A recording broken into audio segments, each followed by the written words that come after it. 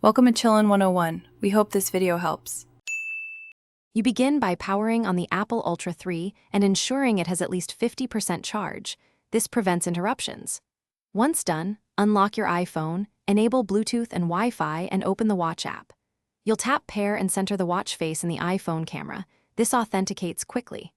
Make sure to choose your wrist, agree to terms, and create a passcode when prompted. These first steps link hardware and account so health data and settings sync reliably. You now configure the core features that define daily use. First, check for watchOS updates and enable automatic updates so security and features stay current.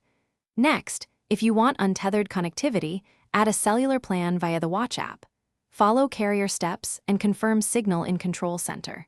Then customize watch faces and complications to surface timers, workouts, or maps at a glance. Finally, set activity goals and notify preferences so the watch delivers useful nudges and accurate. You finish by validating essential functions.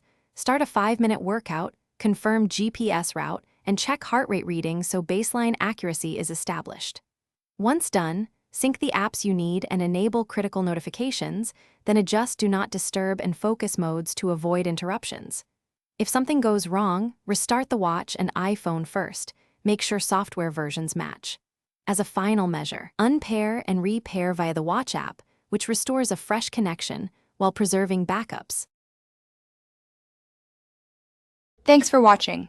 Consider subscribing if we helped you.